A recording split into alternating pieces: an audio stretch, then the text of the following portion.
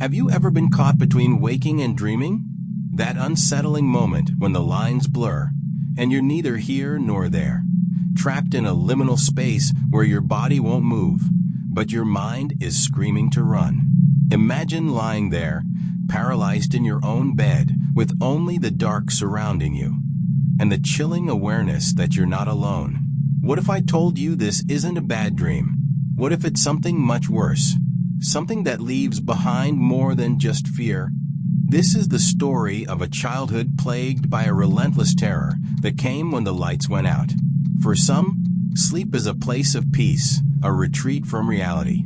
But for me, it was where the nightmare began every single night. And what haunted me wasn't confined to the corners of my imagination. It reached into my waking world. It left marks, both visible and unseen. What lives under the bed? For many, it's an empty space, a childhood fear that fades with age. But what if that fear was justified? What if, in the dead of night, something is waiting for you there? Watching, waiting, ready to pull you into the void. Before we begin this harrowing journey into the unknown, I want to ask you, have you ever had a nightmare so vivid it left you questioning what's real? A dream so real you could feel its breath on your skin, hear its voice whispering in your ear? If so, tell us your story in the comments below. Your nightmare might just be closer to reality than you think. I was 8 years old the first time I woke up at exactly 3:33 a.m. I remember it vividly, the oppressive silence of the room, the weight in the air that made it hard to breathe. My heart was pounding so loudly it felt like it would break through my chest. I didn't know why I was awake.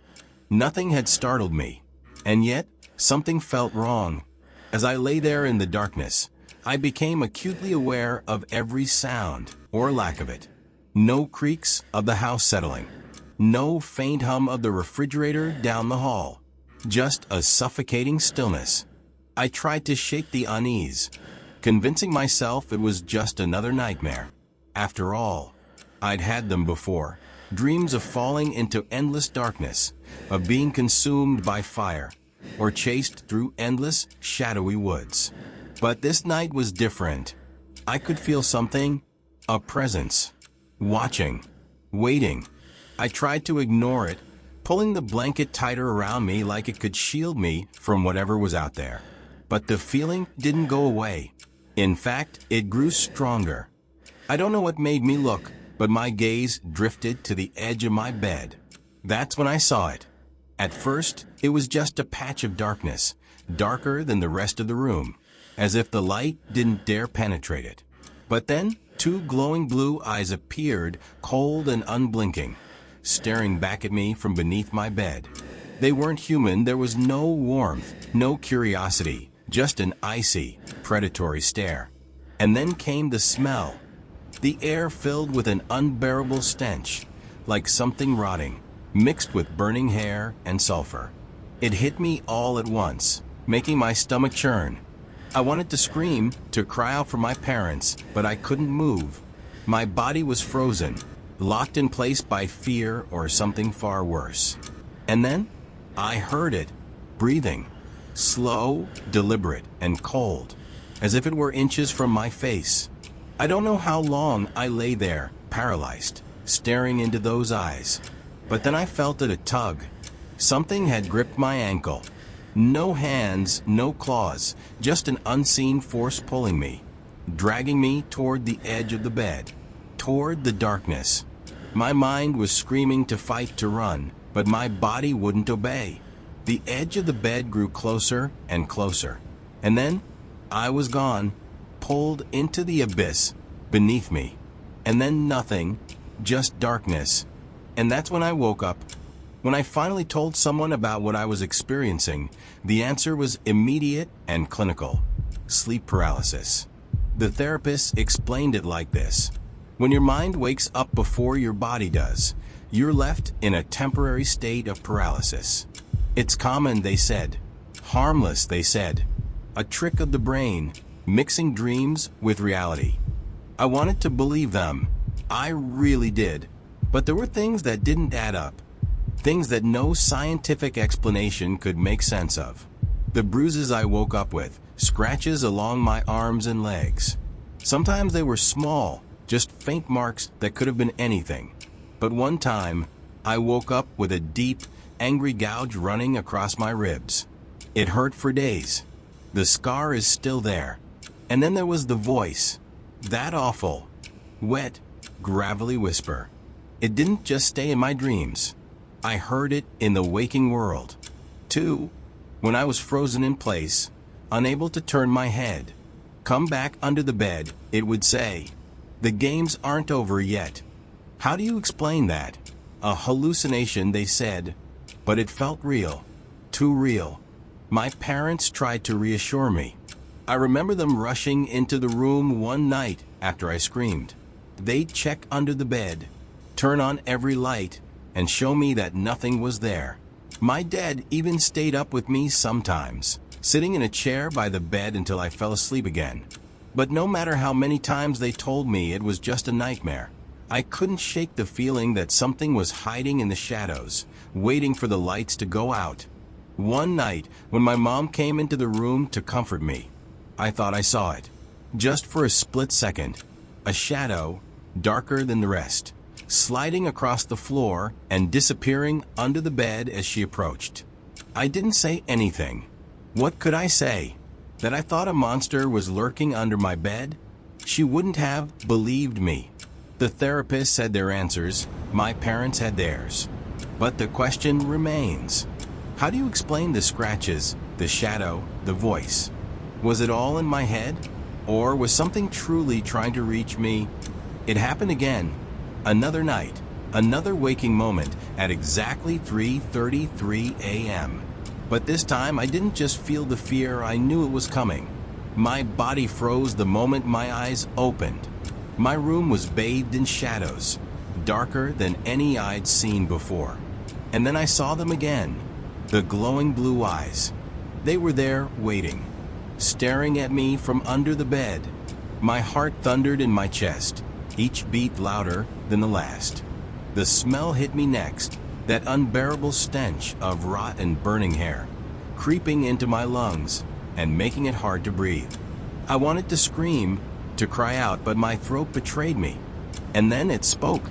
Its voice was unlike anything I had ever heard, a mix of broken glass and wet gravel, scraping and sloshing at the same time. It whispered, slow and deliberate. "What do you like about playing under the bed?" I felt it then. Not hands, not claws, but something. It wrapped around me like a fleshy, suffocating blanket, pinning me down with a force that I couldn't fight. My skin crawled as I felt its cold, slimy tongue dragged slowly from my neck to my ear, tasting me, savoring my fear. I fought with everything I had, straining, kicking, thrashing, but it wouldn't let go. The more I struggled, the tighter it held me, as if it were feeding off my desperation. And then, as suddenly as it began, it ended. The grip released, the eyes vanished, and I was left gasping for air in the darkness. But the memory didn't fade. It stayed, lingering in my mind like a scar that would never heal.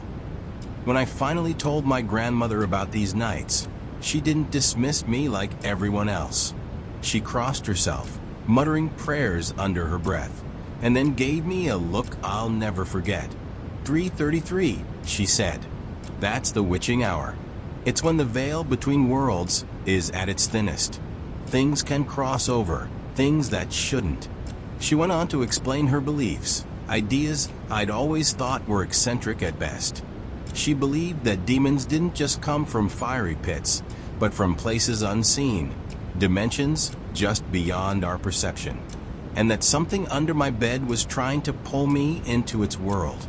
"You're lucky," she said, "that you've managed to come back." Years passed, and the nightmares faded, or so I thought. Life moved on, and with it came the distractions of adulthood, college, a career, a family. I told myself those nights of terror were just a phase, a product of an overactive imagination. But the past has a way of finding you, even when you think you've left it behind. It started with my son, He was 7 years old when it happened. I was jolted awake by his screams coming from down the hall. I rushed to his room, my heart pounding like it hadn't in years. There he was, sitting upright in his bed, tears streaming down his face, shaking uncontrollably. I wrapped him in my arms, whispering that it was just a bad dream, that everything was okay. But when he finally calmed down enough to speak, his words froze me in place. "The monster," he said between sobs. "It had blue eyes. It was under my bed." My stomach dropped. I wanted to dismiss it, to brush it off as coincidence, but the fear in his voice was too familiar. It was the same fear I'd felt all those years ago. The same glowing blue eyes. The same presence, waiting in the shadows. I tried to comfort him, repeating the words my parents had told me so many times before. It was just a nightmare, nothing more. But he wouldn't let it go. He gripped my shirt, his small hands trembling, and looked at me with a desperation I couldn't ignore. "No, Daddy," he said, his voice cracking. "I don't want to play under the bed." I didn't know what to say. My mind raced with memories I had buried long ago, of nights spent paralyzed with fear, of shadows that didn't behave as they should. I told him to stay in my bed that night, but as I tucked him in, I couldn't help but glance at the space beneath his bed. It looked empty, but I knew better than to trust my eyes. Now, every time I hear him stir in the middle of the night, I feel a familiar dread creep over me. Every time he wakes up at exactly 3:33 a.m., screaming, I can't help but wonder, are the games truly over? Or have they only just begun? Some say nightmares are just that, manifestations of our subconscious fears, harmless fragments of our imagination. But what if they're more than that? What if they're warnings, or worse, doorways? Perhaps the things we see in the shadows and hear in the silence are trying to tell us something. Or maybe they're just waiting for the right moment to step through. This story has stayed with me for years, not just because of the fear it left behind, but because it raises a question I can't answer. What lives in the spaces we cannot see? The cracks beneath the bed, the corners of the room, or even the thin veil between waking and dreaming. So, the next time you wake up in the dead of night and feel that prickle of fear, ask yourself this: what if you're not alone? What if there's something waiting for you just out of sight? Take a look under your bed, but be warned, you might not like what you find. If this story gave you chills, be sure to hit that like button. It helps more people discover these spine-tingling tales. And don't forget to subscribe for weekly stories that will keep you up at night. Have you ever had a nightmare so vivid, so terrifying, that it made you question reality? Share your experience in the comments below. Your story could be the next one we feature. And don't miss next our video, where we'll uncover the real-life inspiration behind one of the most infamous urban legends. It's a story you won't want to miss.